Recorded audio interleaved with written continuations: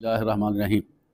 अलिफ लाम मीम ज़ालिकल किताबु ला रैब फ़ीहि हुदल लिल मुत्तक़ीन। अलिफ लाम मीम ये वो किताब है जो शक व शुबह से पाक है और परहेज़गारों को राह दिखाती है, हदायत याफ्ता करती है।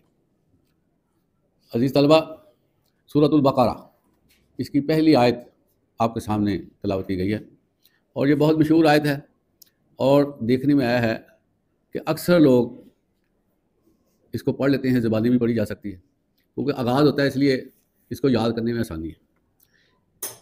इस रुकू में अल्लाह ताला ने बड़ा अहम मैसेज दिया है। हम इसको आयत के हिसाब से देख लेते हैं। पहली बात अल्लाह फरमाते हैं कि ये वो किताब है जो शक व शुबह से पाक है।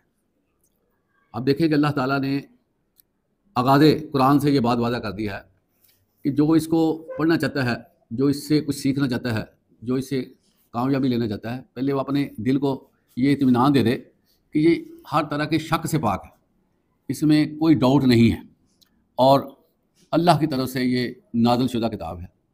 और अज़ीज़ तलबा, अल्लाह ताला ने इस किताब के नुज़ूल के लिए बड़ा ही ज़बरदस्त फूल प्रोग्राम बनाया, जिसमें अल्लाह ताला के फरमान जो थे वो फ़रिश्तों के सरदार, जिनको रूहुल अमीन कहा गया है, उनके ज़रिए अल्लाह ताला अपनी आयात अपने प्यारे नबी आप अलैहिस्सलातु वस्सलाम पर नाज़िल फरमाते थे। और आप सल्लल्लाहु अलैहि वसल्लम वो हस्ती हैं जिनके बारे में अहले मक्का ख़ुद ये गवाही देते थे कि आप सादिक़ और अमीन हैं, सच्चे और अमानतदार हैं। और इस हवाले से कुरान मजीद अल्लाह ताला ने नाज़िल फरमाया। और फिर क्या है, कुरान मजीद के अल्फाज इस तरह तरतीब दिए गए हैं, इस तरह की लैंग्वेज है कि इसको हिफ्ज़ करना आसान। चुनाचे आप सल्लल्लाहु अलैहि वसल्लम जो कुरान मजीद नाज़िल होता उसको साथ हिफ्ज़ भी करते हैं और फिर सहाबा कराम के मुबैन भी इसकी तिलावत की जाती है।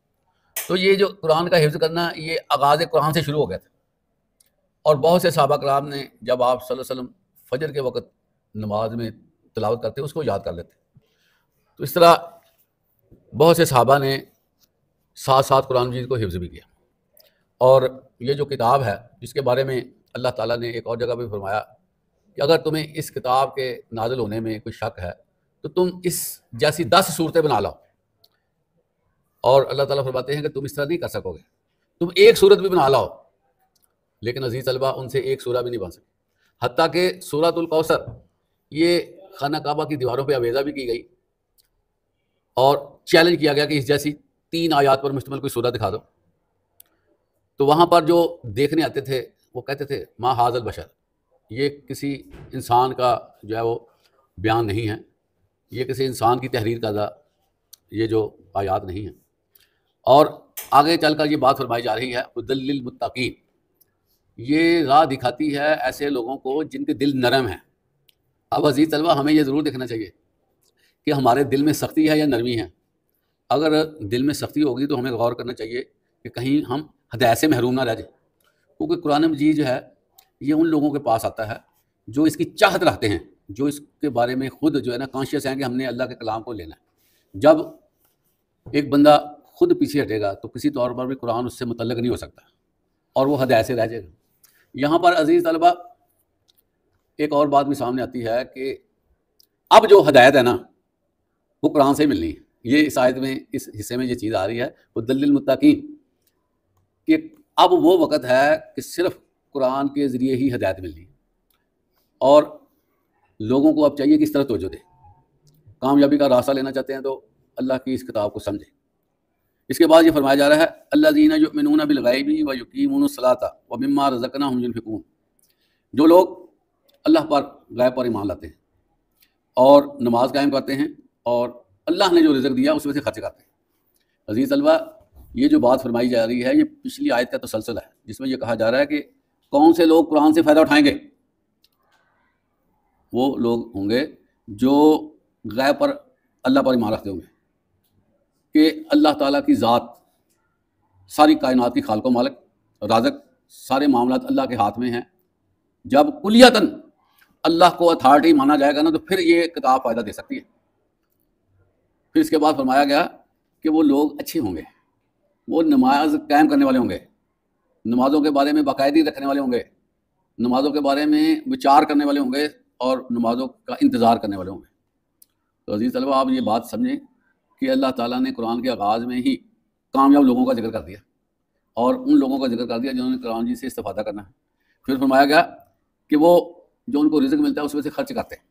دو چیزیں بندے کے ساتھ ہیں، ایک اللہ تعالیٰ چاہتا ہے کہ میرا بندہ فزیکلی میری عبادت کرے، زبانی جمع خرچ نہ کرے، نماز پڑھے، یہ کہا جا رہا ہے۔ پھر انسان کو دنیا میں رہتے ہوئے جو سب سے مرغوب چیز ہے نا، وہ پیسہ ہے، دولت ہے، سونا چاندی ہے۔ اللہ تعالیٰ فرماتے ہیں کہ یہ سونا چاندی، یہ مال و دولت میری عطا ہے۔ پہلی تو یہ بات ہے کہ بندے کو دماغ میں رکھنا چاہیے کہ اس کی سیانت کی وجہ سے، اس کی عقل کی وجہ سے اس کو کچھ نہیں ملا ہوا۔ بڑے بڑے عقل مند لوگ جو ہیں ایسے ہی گھوم پھر کے چلے جاتے ہیں، دنیا چھوڑ دیتے ہیں، ان کے پاؤں نہیں کسی جگہ پہ لگتے، بڑے سمجھدار ہوتے ہیں۔ تو یہ نہیں سوچنا چاہیے کہ مجھے میری عقل سے یہ سارا مال مل رہا ہے۔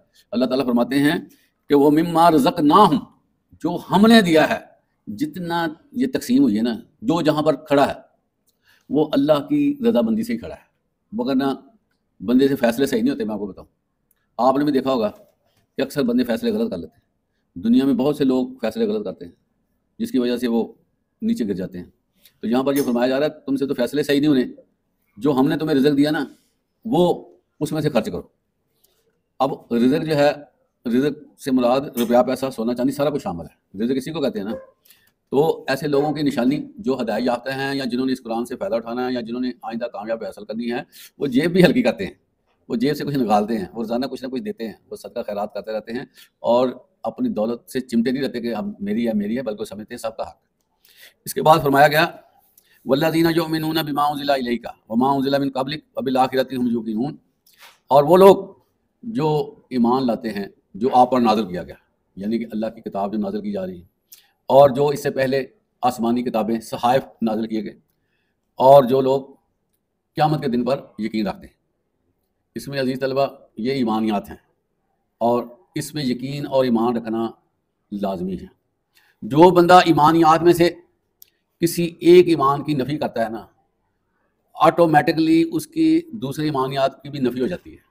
ایک چیز پہ بھی جو ہے نا وہ کمپرومائز نہیں ہے کہ چلو یہ چھوڑ دو، کوئی بات نہیں، بلکہ سب سے پہلے قرآن مجید ہے، پھر آسمانی کتابیں ہیں، اور جو ہے وہ قیامت کا دن ہے۔ یہ تینوں چیزیں جو ہیں اس پہ ایمان رکھنا ضروری ہے۔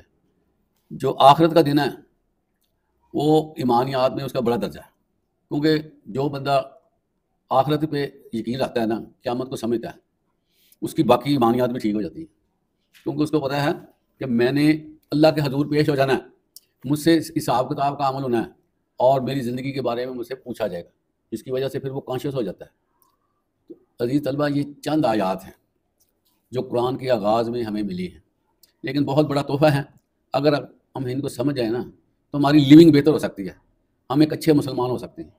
اب آپ نے یہ دیکھا ہوگا گھر گھر میں یہ کیفیت ہے، برکتیں اڑی ہوئی ہیں، خوشیاں محدود ہو گئی ہیں، حالات ابتر ہیں، کوئی نہ کوئی مسئلہ گھروں میں ہر وقت رہتا ہے، اور جو ہے وہ لڑائی جھگڑا بھی معمول کے مطابق۔ یہ چیزیں کیوں پیدا ہوتی ہیں، کبھی غور کریں۔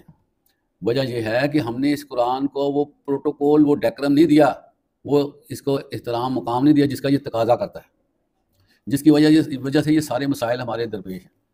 کیونکہ جو قرآن ہے نا، قرآن یہ اپنے پڑھنے والوں کو متاثر کرتا ہے، اس کو ہلاتا جلاتا ہے، لیکن بندہ اس پہ پورا ایمان رکھتا ہو، جس طرح کہا جا رہا ہے کہ شک نہ کرے، اور اللہ کے ساتھ ہم کلام ہو۔ قرآن مجید جو ہے اللہ کے ساتھ ہم کلام ہونے کا سب سے بڑا ذریعہ ہے، اور اگر اس پہ ہم چل پڑیں تو ہمارے دنیا کے معاملات صحیح ہو سکتے ہیں، بلکہ کنٹرول میں آ سکتے ہیں، کیونکہ قرون اولیٰ میں اصحاب رسول نے اس قرآن مجید کو پکڑا، جس کے نتیجے میں وہ ورلڈ وائڈ لیڈرشپ ان کے ہاتھ میں آ گئی، ساری چیزیں ان کے ہاتھ میں آئیں کیونکہ انہوں نے قرآن کو پکڑا ہوا تھا۔ اب ہم نے قرآن کو چھوڑا ہوا ہے، تو اس کے نتیجے میں جو ہمارا بھی ہے اس پر بھی دوسروں کا تسلسل ہو چکا ہے کہ تم کیا لگتے ہو اس کے۔